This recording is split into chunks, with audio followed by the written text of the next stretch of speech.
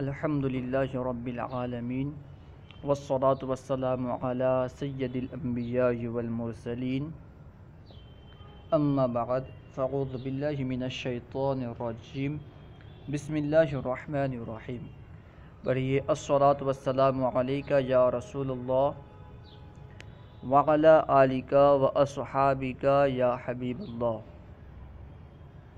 الصلاة والسلام علیکہ یا نبی اللہ وعلی آلکہ واصحابکہ یا نور اللہ۔ آج ہم معرب مبنی اور عامل کی تعریف وغیرہ پڑھیں گے۔ معرب مبنی عامل معمول ان کی تعریف وغیرہ پڑھیں گے۔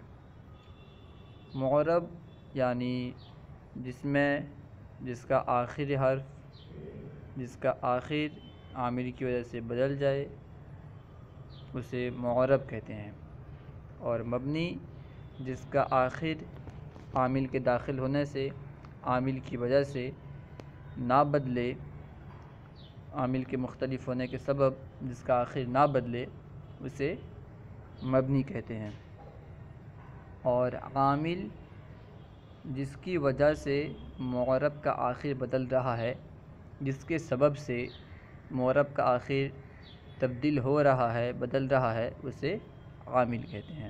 عامل کی دو قسمیں ہیں، عامل لفظی، عامل معنوی۔ عامل لفظی وہ عامل جس کا ہم تلفظ کر سکیں، جو لفظوں میں آ سکے، اور عامل معنوی وہ عامل جس کا ہم تلفظ نہ کر سکیں۔ عامل لفظی جیسے جاء زیدن، یہاں پہ جاء جو ہے یہ عامل لفظی ہے، کیونکہ ہم جاء کا تلفظ کر سکتے ہیں، لفظ میں یہ آ سکتا ہے، لیکن زید قائم میں زید میں جو عامل ہے، زید جس عامل کی وجہ سے مرفوع ہے اس کا ہم تلفظ نہیں کر سکتے، تو یہاں پہ لفظ زید میں جو عامل ہے یہ معنوی ہے۔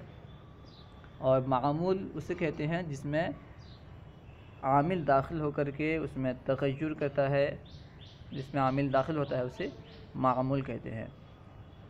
اب آئیے ہم کتاب سے تفصیل سے پڑھتے ہیں۔ سبق نمبر 8، معرب مبنی اور عامل کا بیان۔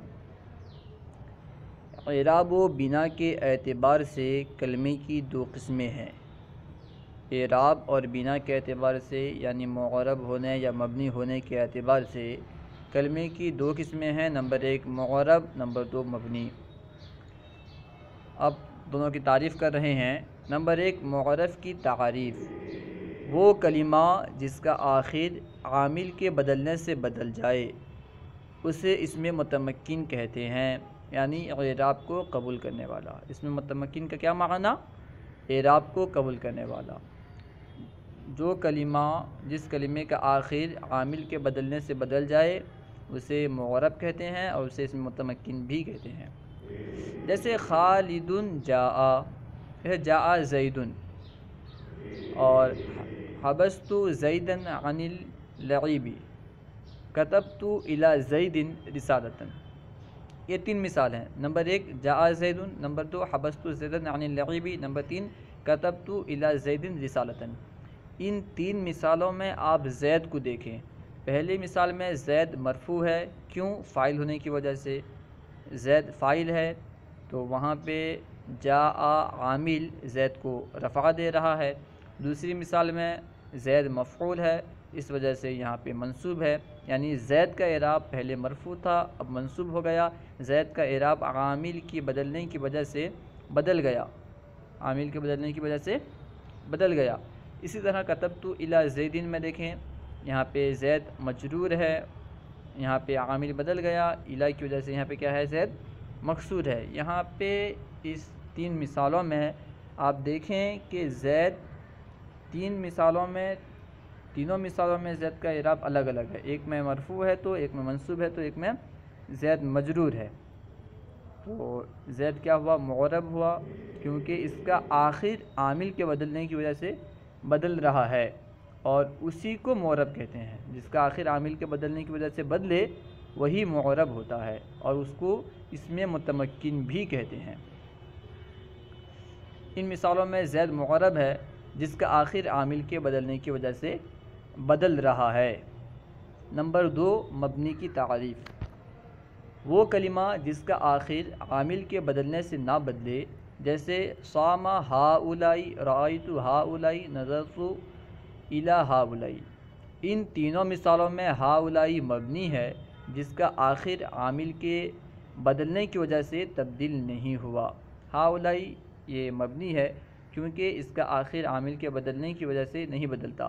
پہلی مثال میں دیکھیں، ساما، ساما فعل ہے اور ہاؤلائی اس کا فاعل، حالانکہ اس میں اعراب ظاہر نہیں ہو رہا کیونکہ وہ مبنی ہے۔ رأیت ہاؤلائی، اس میں بھی رأیت کے بعد عامل بدلنے کے باوجود ہاؤلائی میں کوئی تبدیلی نہیں آ رہی، جس طرح وہ ساما ہاؤلائی اس طرح رأیت ہاؤلائی، یعنی ساما کے بعد جس طرح ہاؤلائی تھا اسی طرح رأیت کے بعد بھی ہاؤلائی ہے۔ نیز اسی طرح نظرت الی ہاؤلائی، الی کے بعد بھی ہاؤلائی ہے، یعنی اس کا آخر ہاؤلائی کا آخر عامل کے بدلنے کی وجہ سے نہیں بدل رہا ہے، اور اسی کو مبنی کہتے ہیں۔ جس کا آخر عامل کے بدلنے کی وجہ سے نہ بدلے وہی مبنی ہے۔ اب عامل کیا ہے؟ عامل کہتے کسے ہیں؟ اس کی تعریف کر رہے ہیں۔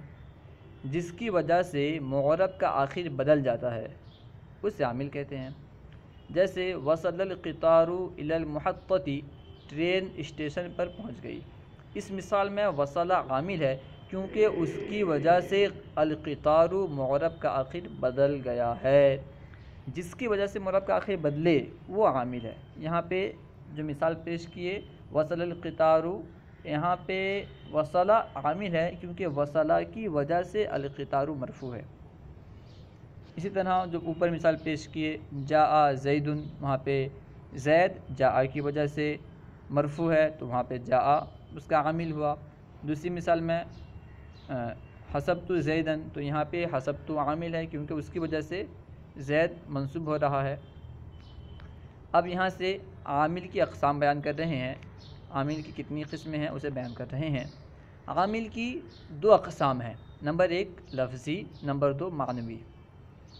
نمبر 1 لفظی، اس کی تعریف کر رہے ہیں۔ نمبر 1 لفظی کی تعریف، وہ عامل جو لفظوں میں آ سکے، جیسے مذکورہ مثالوں میں وصل عامل لفظوں میں موجود ہے، لہٰذا یہ عامل لفظی کہلائے گا، یعنی جہاں پہ عامل کا ہم تلفظ کر سکیں، لفظوں میں عامل آ سکے، وہ عامل لفظی ہے۔ نمبر 2 عامل معنوی عامل کی تعریف، وہ عامل جو لفظوں میں نہ آ سکے، جیسے الریاضۃ مفیدۃ للصحۃ، ورزش صحت کے لیے فائدہ مند ہے۔ اس میں مبتدا و خبر دونوں کا عامل ابتدا یعنی لفظی عوامل سے خالی ہونا۔ ابتدا کیا ہے؟ لفظی عوامل سے مبتدا خبر کا خالی ہونا، یہی کیا ہے؟ ان دونوں میں عامل ہے۔ وہی بتلا رہے ہیں کہ الریاضۃ مفیدۃ للصحۃ، اس مثال میں مبتدا و خبر دونوں کا عامل لفظوں میں نہیں آ سکتا، لہٰذا یہ عامل معنوی کہلائے گا۔ معمول کی تعریف، معمول کس سے کہتے ہیں؟ وہ جس پر عامل داخل ہو کر اپنا عمل کرے، عامل داخل ہو کر جس پر اپنا عمل کرتا ہے اسے معمول کہتے ہیں۔ جیسے اقترح تلمیذ، طالب علم نے تجویز دی۔ اس مثال میں تلمیذ معمول ہے کیونکہ اقترح عامل نے اس پر داخل ہو کر اپنا عمل کیا کہ اسے رفع دیا۔ اقترح فعل یہ تلمیذن پر داخل ہو کر تلمیذن کو رفع دیا، تلمیذن کو اقترح فعل رفع دے رہا ہے، یعنی اقترح فعل اس میں داخل ہو کر اپنا عمل کر رہا ہے، اس وجہ سے یہ کیا ہوا؟ معمول ہوا۔ صلوا علی الحبیب صلی اللہ تعالی علی محمد۔ ہمارے چینل کو ضرور سبسکرائب کریں اور علم دین پھیلانے کی نیت سے ہمارے اس ویڈیو کو آگے شیئر کریں۔